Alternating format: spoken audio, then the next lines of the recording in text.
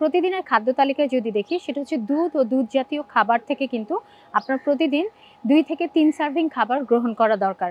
এটা একজন প্রাপ্তবয়স্ক মানুষের জন্য। আমি যদি মনে করি যে আমার এখন কোনো ধরনের প্রোটিনের ওরকম চাহিদা নেই, দুধ আমি কেন খাবো, দুধ বাচ্চাদের খাবার, তাহলে কিন্তু বিষয়টা ঠিক না। কারণ দুধ বা দুধ জাতীয় খাবার আপনি যখন প্রাপ্তবয়স্ক তখনও কিন্তু আপনার জন্য প্রয়োজনীয়। এক্ষেত্রে অনেকেরই দুধ না খাওয়ার যে টেন্ডেন্সিটা সেটাকে প্রোটেক্ট করার জন্য দুধ জাতীয় যে অন্য খাবার, যার মধ্যে দই, পনির, যেটাকে আমরা বাটার বলি, এগুলো কিন্তু খুবই অ্যাভেলেবল এবং খুবই ভালো খাবার। ভালো ফ্যাটযুক্ত খাবার সেগুলোকেই বলা হয় যেখানে এসেনশিয়াল ফ্যাটি অ্যাসিডগুলো থাকে। সো এসেনশিয়াল ফ্যাটি অ্যাসিডযুক্ত খাবারের মধ্যে এই চিজ এবং বাটার কিন্তু পড়েই যায়। দই দই কিন্তু আপনার হজমের সহায়ক একটা খাবার। তো আপনি যদি প্রতিদিনের আপনার খাদ্য তালিকায় দুধ নাও থাকে, একবার করে দই, সেটা টক দই হতে পারে, মিষ্টি টক দই হতে পারে, এটা কিন্তু আপনার হজম শক্তিকে ভালো করে, কারণ এতে আছে প্রোবায়োটিক্স নামক একটা জিনিস। প্রোবায়োটিক্স আপনার হজম শক্তিতে সাহায্য করে।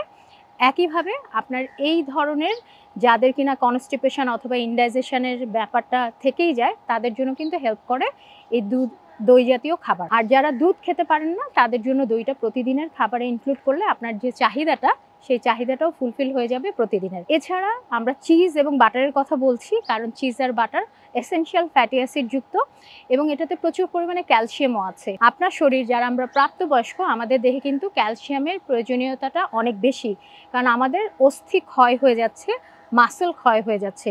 এই বোনস যে মেইনটেনেন্সে ক্যালসিয়ামের একটা অনেক বড় রোল থাকে, যেটা দুধ ও দুধ জাতীয় খাবার আপনাকে হেল্প করে। এবং একই সাথে ভিটামিন ডির কথা ভুলে গেলেও হবে না। দুধ, সূর্যের আলো, ডিমের কলিজা এবং এই দুধ জাতীয় যে খাবারগুলো, দই থেকে, চিজ থেকে, আপনি কিন্তু ভিটামিন ডি এবং ক্যালসিয়াম পেয়ে যাচ্ছেন, যেটা কিনা আপনার এই সময় বোনস মেইনটেনেন্সে হেল্প করবে। প্রতিদিন আপনাকে অবশ্যই এই পোর্শন থেকে 2 থেকে 3 সার্ভিং খাবার গ্রহণ করতে হবে, যা আপনার এই প্রাপ্তবয়স্ক অবস্থাতেও ক্যালসিয়াম, ভিটামিন ডি এবং ওমেগা 3 ফ্যাটি অ্যাসিড থেকে আপনাকে প্রপার সাপোর্ট দিয়ে যাবে। দুধ কিন্তু শুধু শিশুদের খাবার না, এবং দুধ জাতীয় খাবারও কিন্তু শুধু শিশুদের জন্য না। আমাদের জন্ম থেকে মৃত্যু পর্যন্ত রিকোয়ারমেন্ট অনুযায়ী আপনাকে প্রতিদিন দুধ ও দুধ জাতীয় খাবার গ্রহণ করতে হবে।